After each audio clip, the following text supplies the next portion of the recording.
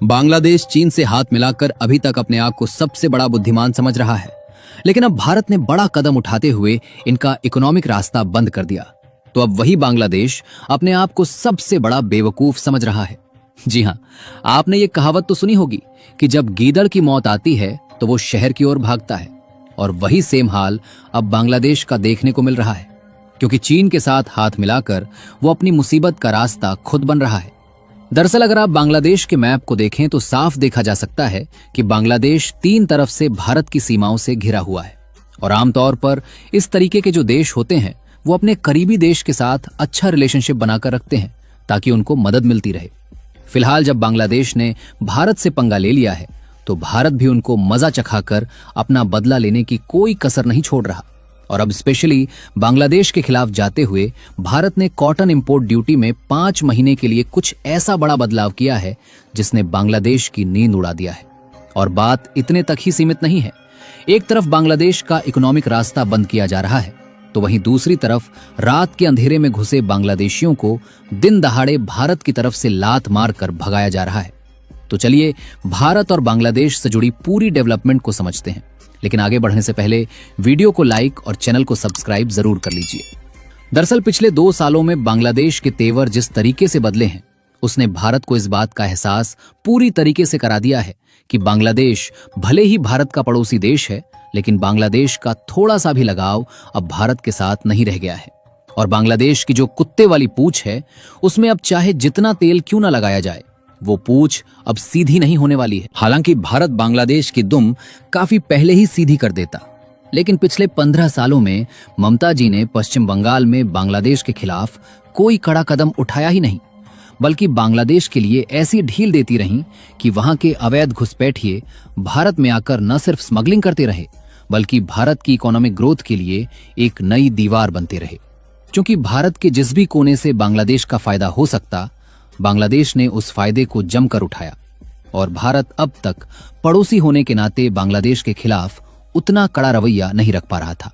लेकिन अब जब पश्चिम बंगाल के लोगों ने खुद बीजेपी को चुना है, उसके बाद से शुभेंदु अधिकारी जी न सिर्फ बॉर्डर की कमान भारत सरकार के हाथों में दे रहे हैं, बल्कि वो भारत सरकार को फुल छूट दे रहे हैं कि बीएसएफ के जवान पश्चिम बंगाल के बॉर्डर की सुरक्षा बांग्लादेश से करें। एक तरफ बॉर्डर पर भारत की बीएसएफ दिन रात जुटकर फेंसिंग का काम कर रही है, दूसरी और फेंसिंग का काम खत्म होने से पहले जो अवैध बांग्लादेशी भारत में रह रहे थे उनको लात मार कर भगाया जा रहा है। आपको बता दें कि भारत ने बांग्लादेश को एक बड़ी लिस्ट सौंपी है। उसमें करीब 2680 लोगों के नाम है जो इल्लीगल तरीके से भारत में रह रहे थे, और अब उन्हें वापस भेजा जा रहा है। ये कोई अचानक हुई कार्रवाई नहीं है, बल्कि काफी वक्त से चल रही उस बड़ी प्रोसेस का हिस्सा है जिसमें भारत सिस्टमेटिकली उन लोगों को आइडेंटिफाई कर रहा है जो बिना किसी वैलिड डॉक्यूमेंट के यहां रह रहे थे। दोनों देशों के बीच इस मुद्दे पर बातचीत पहले से चल रही थी, और अब ये लिस्ट ऑफिशियली हैंडओवर होना ये दिखाता है कि भारत इस बार सीरियस है और सिर्फ बातों पर नहीं, एक्शन पर फोकस कर रहा है। अब बांग्लादेश की तरफ से इन लोगों को वेरीफाई करके वापस एक्सेप्ट करना होगा, और यही वो स्टेप है जहां असली टेस्ट होगा, क्योंकि इतने बड़े पैमाने पर डिपोर्टेशन एक कॉम्प्लिकेटेड प्रोसेस होती है। डॉक्यूमेंट्स, वेरिफिकेशन, लॉजिस्टिक्स, सब कुछ। लेकिन भारत का ये कदम एक क्लियर सिग्नल है कि बॉर्डर सिक्योरिटी और इलीगल इमिग्रेशन अब सिर्फ इलेक्शन की बातें नहीं रही, इन पर ग्राउंड लेवल पर काम हो रहा है। जो लोग सालों से यहां रह रहे थे बिना किसी लीगल स्टेटस के, उनके लिए अब वापसी का वक्त आ गया है। आगे बढ़ने से पहले आप लोगों के लिए जरूरी मैसेज है कि हर रोज हम आपके लिए एकदम वैल्यूएबल और पूरी मेहनत के साथ कंटेंट तो जरूर ला रहे हैं, लेकिन YouTube हम लोगों को इस समय 1 भी रुपया नहीं दे रहा है। तो अगर आप सपोर्ट करना चाहते हैं तो दिए गए QR कोड के माध्यम से पेमेंट करके कर सकते हैं, और जिन्होंने पिछले वीडियो के माध्यम से हमें पेमेंट किया उन लोगों के नाम स्क्रीन पर है, और उन लोगों का बहुत बहुत धन्यवाद। चलिए मुद्दे पर आते हैं। अब जब डिपोर्टेशन की प्रोसेस शुरू हो गई है तो बॉर्डर पर एक अजीब नजारा देखने को मिल रहा है। वही लोग जो कभी रात के अंधेरे में चुपके से घुसे थे, अब दिन की रोशनी में खुद वापस जाने की गुहार लगा रहे हैं। वेस्ट बंगाल के बॉर्डर चेक पॉइंट्स पर बांग्लादेशी माइग्रेंट्स की भीड़ जमा हो रही है, और जो लोग वापस जा रहे हैं उनमें से कई ऐसे हैं जो 10 साल से भी ज्यादा वक्त से यहां रह रहे थे। यानी कमी ममता जी की थी, और कमाल की बात देखिए कि जाते जाते ये लोग वो सारे रूट्स भी बता रहे हैं जिनसे वो घुसे थे।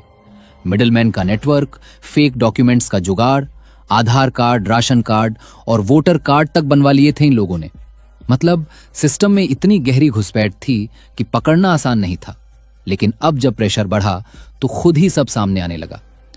असल में इस पूरी घुसपैठ की जड़ वो डार्क जोन है जो बॉर्डर पर बरसों से बना हुआ था।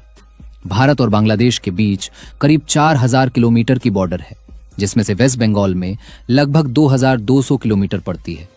इसमें से करीब 600 किलोमीटर आज भी अनफेंस्ड हैं। और ये सिर्फ लापरवाही नहीं थी।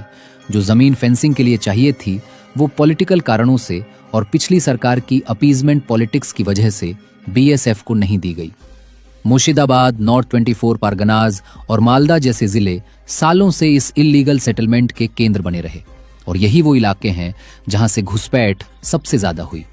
अब नई गवर्नमेंट ने बीएसएफ को जमीन देने का फैसला किया है क्योंकि सीमा पर रहने वाले कई हिंदू परिवार स्वेच्छा से जमीन दान कर रहे हैं ताकि ये काम जल्द से जल्द पूरा हो सके।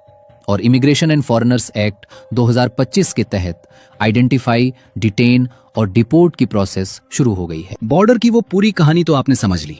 अब जरा नजर घुमाते हैं उस मोर्चे पर जहां असली खेल चल रहा है, और वो है टेक्सटाइल का मैदान, जहां भारत और बांग्लादेश सीधे आमने सामने है।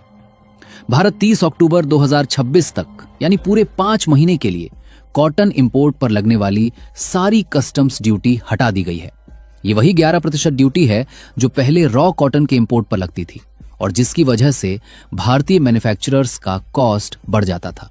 CITI यानी confederation of Indian textile industry के चेयरमैन अश्विन चंद्रान का कहना है कि ये ड्यूटी एक बड़ी रुकावट थी, क्योंकि हमारे एशियन कॉम्पिटिटर्स को पहले से ही ड्यूटी फ्री कॉटन मिल रही थी और अब इस छूट से इंडिया के टेक्सटाइल एक्सपोर्टर्स उन FTA अपॉर्चुनिटीज को बेहतर तरीके से उठा पाएंगे जो हाल ही में मिली हैं। और ये कोई पहली बार नहीं हो रहा। इससे पहले भी अगस्त से दिसंबर 2025 के बीच यही ड्यूटी हटाई गई थी, जब US टैरिफ्स की मार से मैन्युफैक्चरिंग सेक्टर दबाव में था। अब असली बात यह कि बांग्लादेश को इससे नींद क्यों रही है। टेक्सटाइल्स और अपैरल में भारत के 45 मिलियन लोग डायरेक्टली काम करते हैं, यानी एग्रीकल्चर के बाद ये देश का सबसे बड़ा एम्प्लॉयर सेक्टर है। और कंपटीशन के मोर्चे पर देखें तो इंडिया US ट्रेड डील के तहत अमेरिका भारतीय टेक्सटाइल प्रोडक्ट्स पर 18% रेसिप्रोकल टैरिफ लगाएगा, जबकि बांग्लादेश पर 20%, चाइना पर 30% और वियतनाम पर भी 20% है। मतलब इंडिया पहले से ही टैरिफ में आगे है। ऊपर से बांग्लादेश की एक बड़ी कमजोरी यह है कि वो $44 बिलियन के गारमेंट एक्सपोर्ट करता है, लेकिन उसकी अपनी स्पिनिंग और फैब्रिक कैपेसिटी सिर्फ 3 या 4 बिलियन डॉलर की डिमांड पूरी कर पाती है। बाकी के लिए उसे इंडिया और वियतनाम पर निर्भर रहना पड़ता है। तो एक तरफ इंडिया सस्ते कॉटन से अपनी मैन्युफैक्चरिंग की लागत घटा रहा है, दूसरी तरफ बांग्लादेश उसी इंडिया से रॉ मटेरियल खरीदने पर मजबूर है। लेकिन भारत के हाथ में अब कमान है और भारत चाहे तो जल्द हीरा पदार्थ का एक्सपोर्ट भी बांग्लादेश के लिए बंद कर सकता है। बाकी आप लोग अपनी राय कमेंट्स बताइए कि रॉ मटेरियल का एक्सपोर्ट ही भारत को अब बंद कर देना चाहिए या नहीं। और वीडियो को लाइक करके अपनी मित्रों तक भी इस जानकारी को शेयर करके जरूर पहुंचाएं। साथ ही चैनल को भी सब्सक्राइब करके बेल आइकन को ऑल पर जरूर रखें ताकि वीडियो का नोटिफिकेशन सबसे पहले मिले। जय श्री राम।